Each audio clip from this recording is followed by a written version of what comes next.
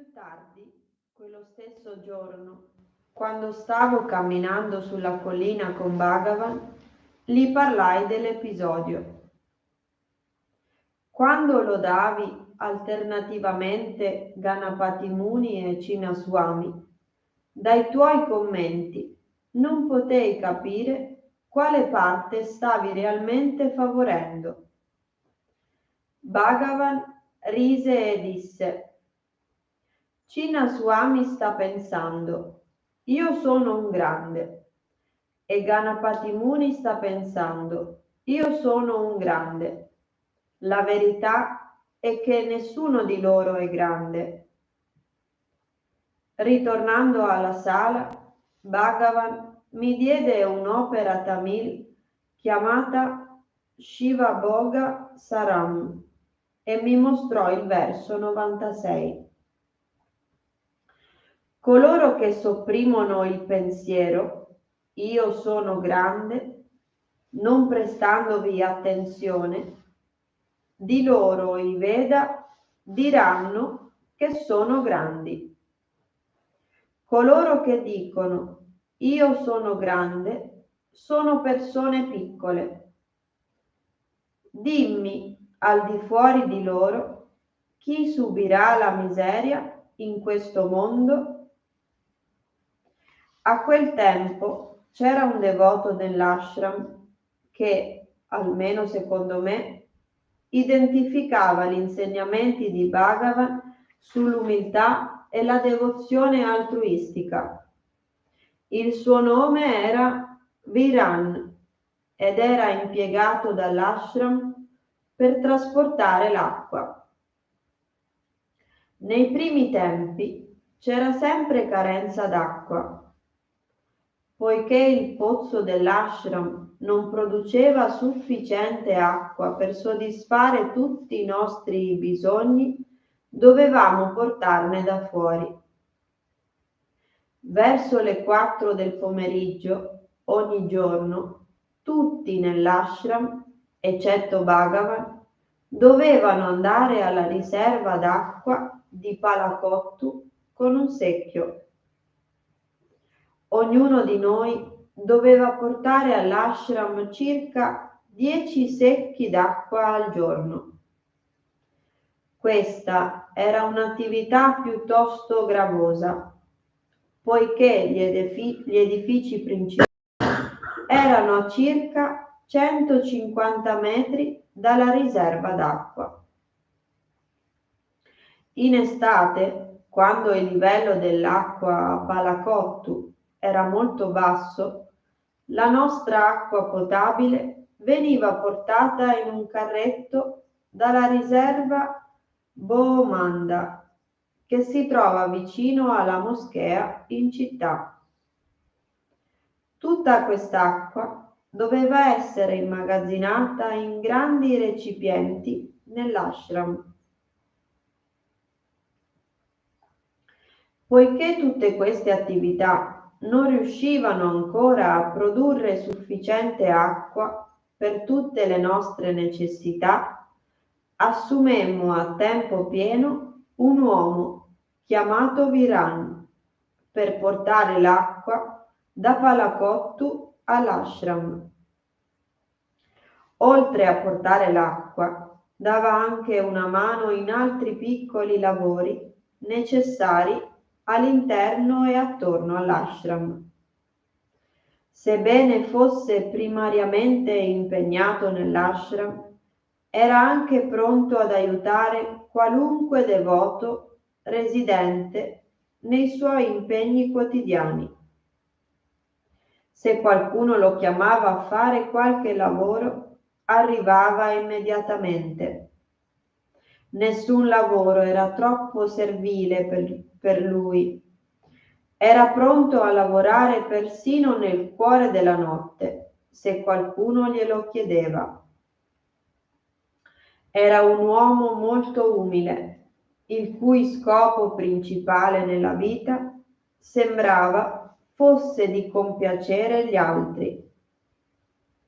Se qualcuno gli si rivolgeva in maniera poco rispettosa per il fatto che veniva da una bassa casta, Bhagavan mostrava immediatamente la sua disapprovazione. Solo la vita dimostrava. Era un uomo molto umile, il cui scopo principale nella vita sembrava fosse di compiacere gli altri. Perché lo chiami in questo modo? Chiedeva. Se vuoi che faccia qualche lavoro, devi chiamarlo con amore e affetto. Bhagavan mostrò spesso molto amore verso quest'uomo, perché sapeva che era un uomo molto umile e perché sapeva che eseguiva tutti i suoi impegni con amore e devozione.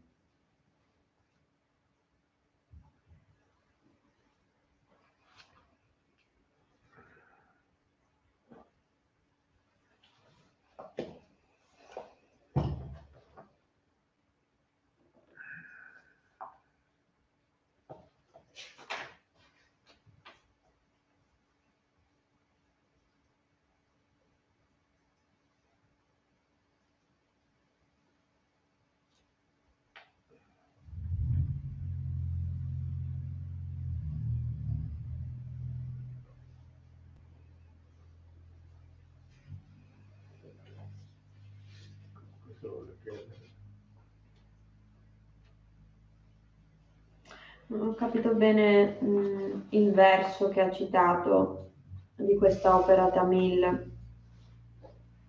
Cos'è? Che dice: coloro che sopprimono il pensiero io sono grande,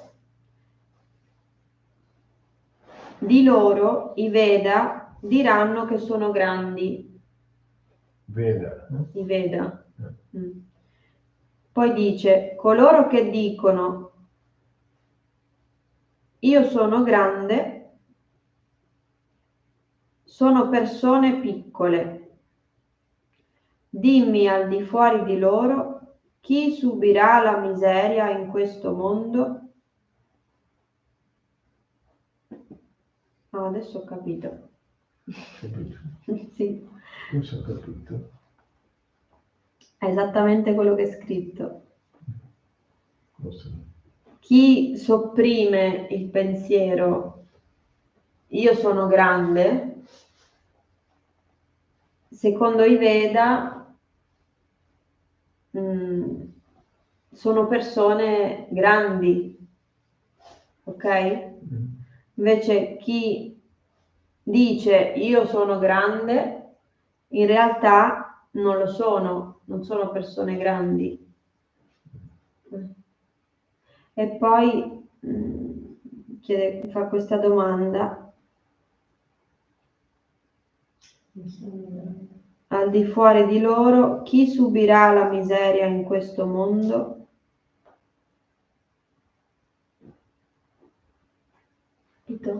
Cosa domanda? Chi subirà la miseria in questo mondo?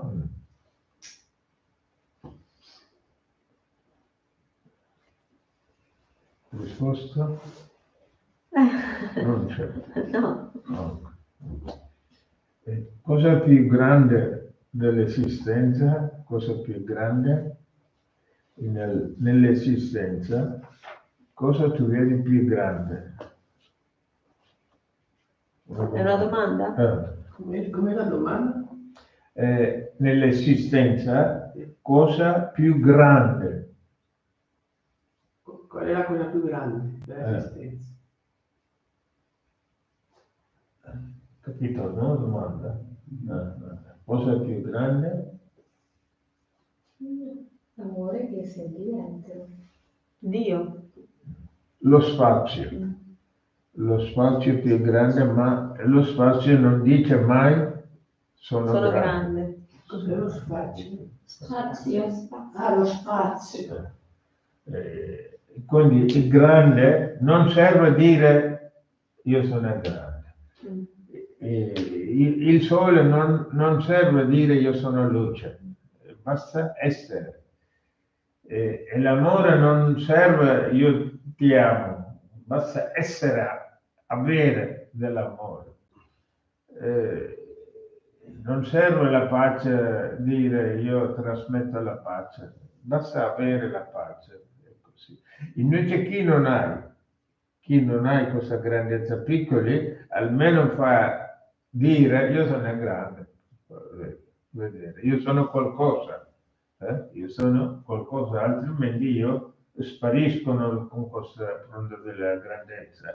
Quindi cominciano a dire qualcosa, io sono qualcosa, e una di aggettiva di qualcosa, sono grande, sono buono, sono bravo, sono brutto, questo tutto un aggettivo. Poi chi subisce problematica è tutto chi subisce nella miseria, detta la sofferenza, dolore, difficoltà, chi subisce è piccolo lo subisce e grande non subisce, ma grande chi dice io soffro vuol dire tu piccolo, vuol dire una visione piccolo. Tu non hai una visione ampia. Se una difficoltà tu vedi nell'occhio dell'universo, io sono parte dell'universo, e questa sofferenza diventa molto poco leggera.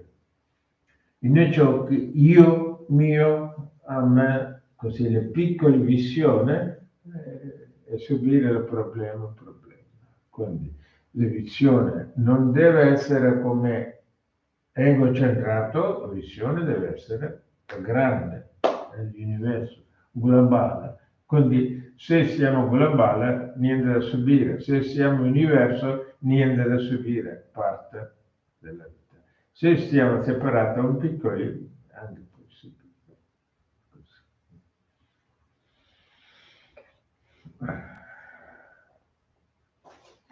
Om Sahana Bhavatu Sarano Bhunaktu Sarviryam Karavavai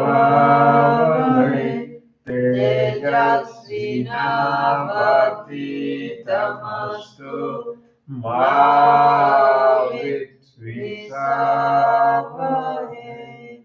Om Shanti Shanti Shanti.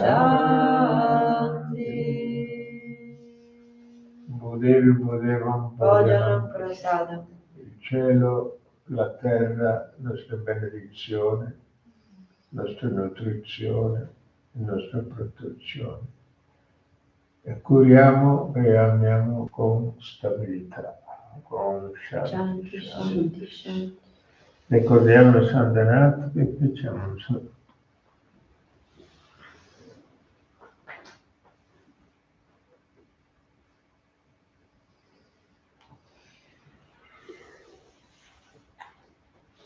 Grazie.